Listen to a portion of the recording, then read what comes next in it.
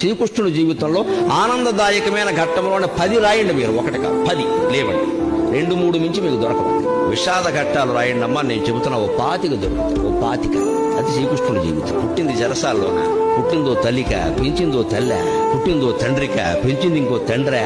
అందులో పెంచిన తండ్రికేమో తన బిడ్డ కాదని తెలుసా, ఆ తల్లికేమో తెలియదా? ఏమి జీవితాలు. అవునడానికి లేదు, కాదనడానికి లేదు. నిజం ఒకటికి తెలుసు, నిజం ఇంకోటికి తెలియదు. కానీ పెరిగాడు మహానుభావుడు. పుట్టగానే చంపేస్తాననే మేనమామ.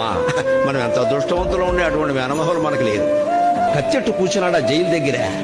అదే శ్రీకృష్ణుడి జీవితం. అవతార పురుషులు అంటున్నారు కదా, మరి ఇంత భయంకరమైన జీవితంలో కూడా భగవత్తత్వాన్ని వ్యక్తం చేసిన మహానుభావుడు శ్రీకృష్ణుడు. కృష్ణం ముందే జగత్.